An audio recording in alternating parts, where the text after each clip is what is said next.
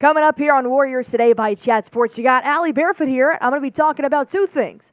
One, a new report has come out from ESPN on Klay Thompson having another request for a contract extension. Kind of wants to match up with another recent contract extension in the NBA. On the back half of this show, Draymond Green talks on the Draymond Green Show about his expectations for the Warriors offseason and how he might be concerned with what direction the Golden State Warriors look to be moving in. But I want to talk about Klay Thompson updates. I know that's on the forefront of a lot of Golden State Warriors fans' minds. Mine as well. Well, ESPN Zach Lowe recently said in a podcast that the Golden State Warriors and Klay took note of Jrue Holiday's contract extension that just happened on April 13th with the Boston Celtics. If you guys did not know, Jrue Holiday signed a 4-year, $135 million contract extension with his new team, the Boston Celtics. He was traded from the Milwaukee Bucks to the Portland Trail Blazers, and then he did find a home with the Boston Celtics, who are now currently playing for the playoffs. But Klay Thompson might want a contract that looks similar to Jrue Holiday's. What that would actually look like broken down over the next 4 years was, well, Jrue Holiday's making about $30 million in the upcoming season. 32.4. He graduates to 34.8 and then 37.2. And then, of course, that 2028-29 season would be an unrestricted free agency if Klay Thompson were to get something like Jrue Holiday. However, when I look at somebody like Jrue Holiday, yes, he is in his 30s, but I do see Jrue Holiday still producing roughly the same numbers on defense as he has been for most of his career. We do know his offensive numbers took a little bit of a dip just because he has a different offensive role with the Celtics. But it makes me wonder, this is two different franchises here. Plus, you got the number one Eastern Conference seed and the Golden State Warriors, who were fighting for a play-in spot, and they lost in the first round. Not to mention, the Golden State Warriors already have $174 they have to pay off of their salary heading into the 2024-25 season. This is without a Klay Thompson contract extension. And I know Mike Dunleavy, Joe Lacob, and Steve Kerr have already expressed they're really not trying to pay upwards of $400 million in their payroll this year. So if they're already promised $174 million with those salary commitments, it makes me wonder what a 4-year deal for Klay Thompson would look like if he's looking to get somewhere in that ballpark of a Jrue Holiday extension. Overall, if you're going to sign Klay Thompson to 4 years, I don't know if I'm giving him $135 million. Maybe if he wants to do 4 years for $100 million, I could definitely see that. But I also do think that Jrue Holiday is helping the Boston Celtics win. And I do think Klay Thompson, who has been a bit of a high and low this season, did help the Golden State Warriors huge when it came from the All-Star break and on. Earlier that year, I understand that he was going through some mental things. He was trying to figure out his role. But I am going to be intrigued to see what Mike Dunleavy and Klay Thompson do ultimately sit down and come to an agreement with. But that was an interesting report to find out that the Warriors and Klay both took note of what Jrue Holiday just signed. So my question here to you guys is, does Klay deserve another contract with the Warriors? Although I know what he has done over the last decade for the Golden State Warriors, I'm talking about this season.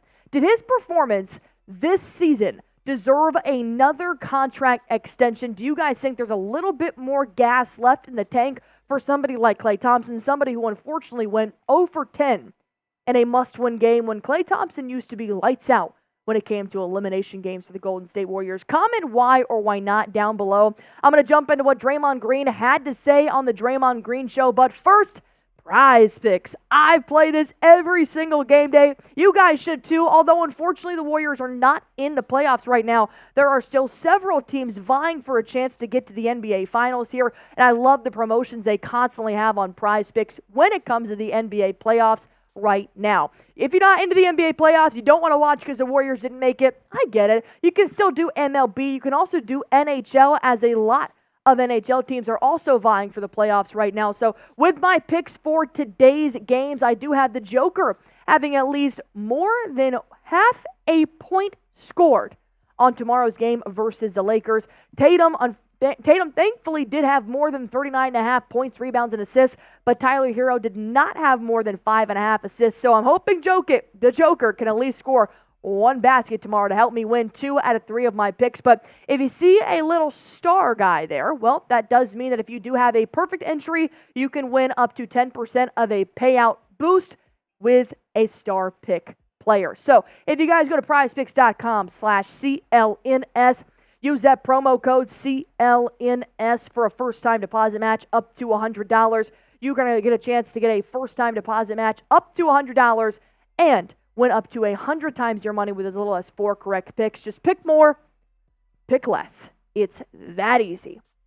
Draymond Green spoke out, and I do think Draymond Green has been a lot more vocal in this offseason about the Warriors' future. He spoke on the Draymond Green show that the Warriors do need to make some pretty desperate moves here. And something I found pretty interesting is that Draymond Green has previously had some say in the Golden State Warriors' offseason moves. So when I do think Draymond Green speaks out, I do think that Dunleavy does listen. Well, here's what Draymond Green had to say about the Golden State Warriors. He said, look, now that that's back-to-back seasons getting eliminated in tough closeout games, but for earlier than we expected, especially this one, not being in the playoffs, this sucks. But got to go back to the drawing board and retool. Well, I wouldn't call this a failed season. Ultimately, I do think their goals were failed in the sense that they didn't make it to the playoffs, and I know a lot of fans out there think no playoffs equals failed season. So however you decide to look at the 2023-24 regular season for the Warriors, you're allowed to do that. But I do think with one of the most expensive salaries in the NBA, let me rephrase that, the most expensive salary in the NBA and no playoffs, you are going to have to make so many roster moves this season. I think it's actually going to blow up the dynasty and what they have created here in the decade. Maybe for better, but it also could for worse. Because what Mike Dunleavy had to say about the Golden State Warriors season, it doesn't sound like he was too happy with what the outcome was, which he shouldn't be if anything results in less than championship. Dunleavy said, we know clearly what this team was. It wasn't good enough. And so there's no doubt about that. There's no what ifs. If we had made a move at the deadline, well, maybe that wasn't the right move. What if we kept this guy or that guy? We answered all those questions. And so now we can move forward with clarity. Mike Dunleavy thinks they have a clear head heading into the new NBA season coming up here in the end of 2024. And I do think that these changes are going to make a big change, especially if you have somebody like Draymond Green. Draymond Green brought Kevin Durant to the Golden State Warriors. Not just Draymond Green in particular, but he made a call. He made a text to KD talking about, hey, man, what would you do? What would you do if you came to the Warriors? And I do think that if Draymond Green wants to change, he can also have some influence here. So can Steph Curry, along with, of course, the GM and the head coach. So my question here to you guys is to fill in the blank. You ever played Mad Libs before? Fill in the blank here. The Warriors must blank to make the NBA playoffs next season. The Warriors must trade Andrew Wiggins. The Warriors must waive Chris Paul. The Warriors must re-sign Klay Thompson. There are several things the Warriors must do to make the playoffs next year. So I want you guys to fill in that blank for me down below. Overall, I'm going to break down my opinion here of what the Warriors should possibly do here about Klay Thompson, about several offseason moves. You got to trim down team spending. I understand that Klay Thompson and the Warriors do want to look at a Jrue Holiday type of contract, but if you're going to spend that much money, upwards of $20 to $30 million on Klay Thompson, I want you to truly sit down and think about what Klay Thompson can do versus what he has done. Plus, with that being said, I'm not opposed to a blockbuster trade here for the Golden State Warriors. Unfortunately, with a blockbuster, I do think that is going to have to put one of your key guys in that rotation. That's going to be a Jonathan Kuminga trade, a Brandon Podziemski, a Trace Jackson-Davis trade. You might have to give up one of those younger guys to get a win-now talent that could be in their late 20s, early 30s, which really does suck. I hope it doesn't come to that, but I'm not fully opposed to the team blowing it up and making a huge trade in this offseason. And I do think overall, the Warriors need to realize their assets, not their relationships. We understand what Klay Thompson has meant to the Bay Area over the last 10 years. I personally cannot think of Klay Thompson being anywhere else in the Golden State Warriors, but I want them to realize what you have now as opposed to what you did have. Realize the assets you have at hand, not the relationships, not the big three, not what you guys are trying to combine together. Maybe you want a CP3 veteran relationship. I want you to realize what is going to help you make the playoffs. And if their relationship outweighs their assets, maybe it's not enough.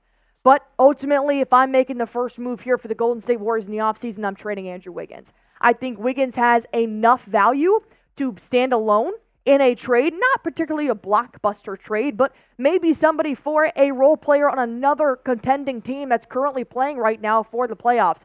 I think Andrew Wiggins has to go first and foremost. If you want to add somebody like a Moses Moody, a Brandon Podziemski along in that trade, obviously that's going to up that stock a little bit to go help get maybe a secondary scorer or a true big here, the Golden State Warriors. But that's the first move I would make if I was Mike Dunleavy heading into this offseason. But I want you guys to go ahead and pull out your crystal ball, your 8-ball, whatever you believe in, and predict the first offseason move that the Warriors will make. Mine is an Andrew Wiggins trade. There are several moves they can make here. Go on ahead and comment that down below. What do you think the first offseason move will make once it's all said and done, as NBA free agency also starts July 1st? While you guys are at it, go on ahead and hit that sub button for me. Anything and everything that happens with the Golden State Warriors, you guys have it right here for free. Hit that sub button. I promise you're not going to be disappointed.